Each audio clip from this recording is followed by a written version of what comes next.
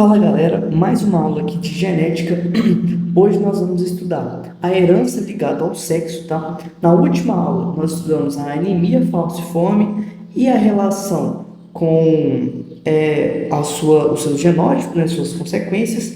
E hoje nós vamos entender o papel dos cromossomos sexuais, que são os X e o Y, tá? Então olha só para falar o óbvio aqui, tá? Uma mulher, ela é XX, né? Como a gente pode ver aqui, e um homem, ele é XY, beleza?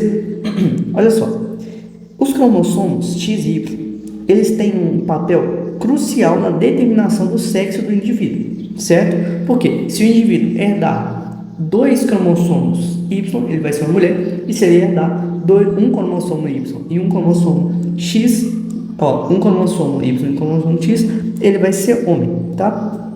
E isso vai fazer com que algumas circunstâncias hereditárias sejam inerentes a um sexo e outro não, tá? O cromossomo X, ele é maior, tá? Você pode perceber que ele é maior. Então, ele carrega um número muito maior de genes necessários para fazer algumas funções essenciais do corpo, tá? Enquanto o cromossomo Y, ele está mais ligado a uma determinação de características masculinas, tá? E não apenas, né? Não necessariamente ligado a outras funções essenciais do corpo, como é o caso do cromossomo X, tá? Olha só, aproximadamente 3.200 doenças hereditárias, elas estão associadas ao cromossomo X, tá? Então, dessas 3.200, na verdade, dessas 3.200 doenças hereditárias que existem, 307 delas estão associadas ao cromossomo X, porque ele é maior, tudo bem? Olha só, essas mutações, elas vão interromper a produção de proteínas fundamentais no corpo, tá? E vão levar a algumas modificações, entendeu? E é por isso que muitas das doenças hereditárias estão ligadas ao cromossomo X, porque ele é maior e vai ter uma maior responsabilidade nesse sentido. E olha só, algumas dessas doenças é a síndrome de Rett e a síndrome de Alport, que vão afetar principalmente os indivíduos que herdarem apenas uma cópia do X funcional. Agora, para a gente entender como um cromossomo faz para sobrepor os seus genes sobre outro, nós temos que entender que nos genes, né, no cromossomo, o X e o Y, existem regiões homólogas e não homólogas, tá? Essa aqui é a parte homóloga e essa aqui é a parte não homóloga, que é uma herança ligada ao sexo, ou seja, está intrinsecamente ligada ao cromossomo X. Então, homens e mulheres podem ter, mas a prevalência maior dessas doenças é em mulheres, porque eles vão ter um duplo X, né? Então, se tem duplo X, vai ter uma herança ligada ao sexo maior.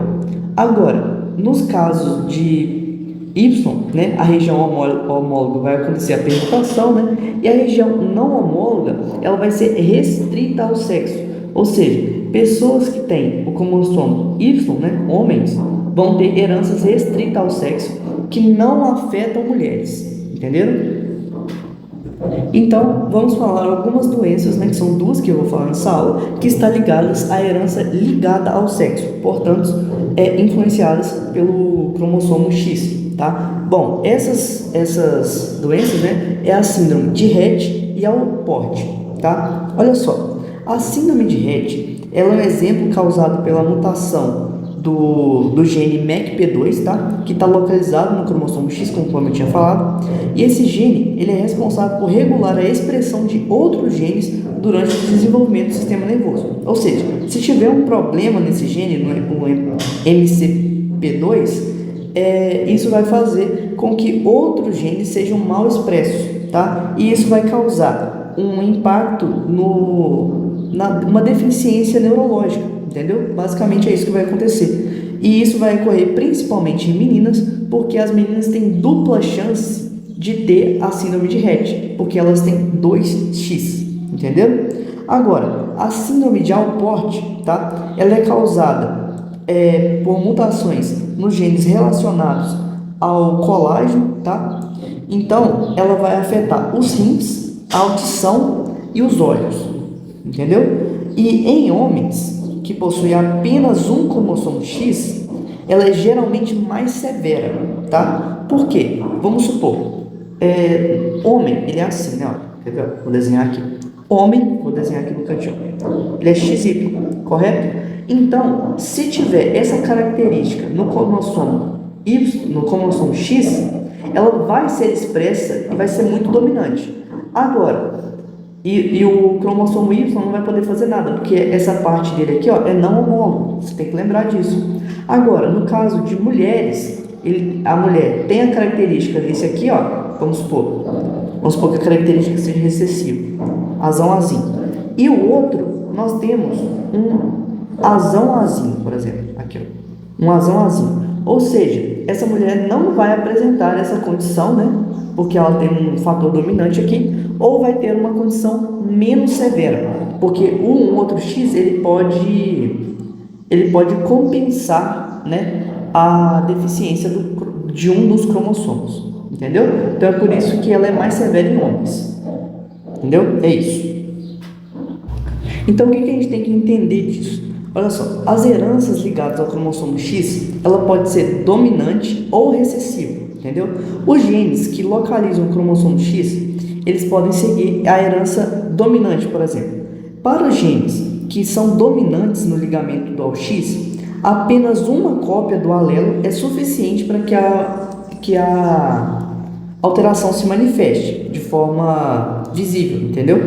Agora, se ela for recessiva, é preciso que os dois cromossomos possuem apenas essa variação para que ela se expresse, entendeu?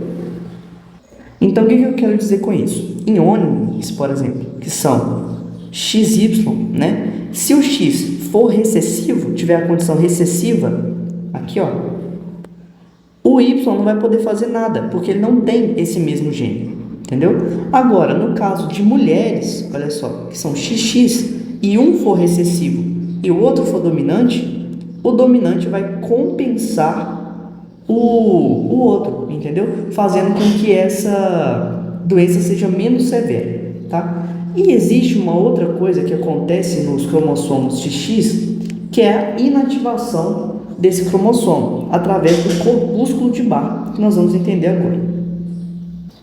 Esse processo, ele é feito, né, para que o cromossomo X não seja expresso em dose dupla, tá? Esse processo faz com que um dos cromossomos X sejam desligados. Isso não acontece em machos nem em homens, porque... passei aqui. Não acontece em homens porque ele já tem um único X ativo. E o corpúsculo de Barr vai ser formado por esse X que vai ser inativo em mulheres, tá? E ele esse desligamento, né, é feito de forma aleatória. Esse mecanismo ele vai definir, né, um equilíbrio da expressão gênica, tá? E a inativação do X também ajuda a explicar porque algumas doenças ligadas ao cromossomo X podem variar em gravidade das mulheres, dependendo de qual X é inativado, entendeu? Então vamos lá. Por exemplo, nós temos aqui uma condição recessiva, azinho, condição recessiva. E nós temos 2x aqui. Um x apresenta esse genótipo e esse outro apresenta isso daqui, ó. Entendeu? E este foi inativado, ou seja, sobrando apenas esse, fazendo com que a condição seja menos agressiva nas mulheres. Agora, se acontecer o contrário, olha, nós temos aqui, ó, esse aqui vai expressar esse vai expressar esse. Se esse aqui for o eliminado, vai sobrar só a condição e ela vai ser expressa de forma agressiva, provavelmente, né? Então, o que nós temos que entender aqui? Se ele for inativo, e como é feito de forma aleatória, né, não tem como você prever isso. Se ele ativar um cromossomo recessivo, né, para a doença, ou se a doença for dominante, um caso dominante, vai expressar em fêmeas muito severamente. Agora, se ele pegar o outro, né, e eliminar este, a condição vai ser menos grave, entendeu? Em homens isso não acontece não, porque, igual eu falei, né, não tem um outro cromossomo X para ser inativo. E aí, olha só vou mostrar para vocês agora o corpúsculo de Barr, né, na histologia. Aqui, ó, nós temos ele bem aqui, tá? Corpúsculo de Barr aí, para vocês verem como acontece. E essa célula aí é um leucócito, beleza? Porque dá para ver melhor.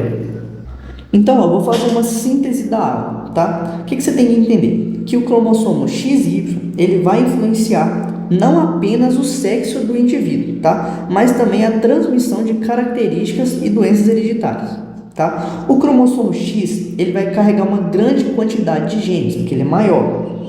E ele é responsável por muitas condições genéticas, mais do que o cromossomo Y.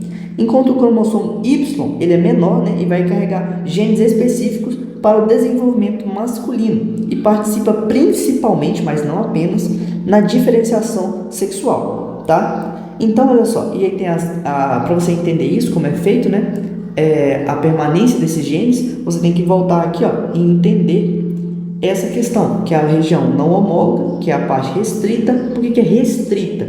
Porque a mulher não vai ter esse gene Y, né? Esse cromossomo Y, entendeu? E por isso vai ser herança restrita a homens nesse caso. Agora, a herança ligada ao sexo pode ser nos dois, porque homem e mulher apresentam um cromossomo X, entendeu? Cromossomo X. E é isso. Bom, basicamente é isso a aula, tá? Espero que você tenha gostado. Se você gostou, você deixa seu like e se inscreva, beleza? Fui!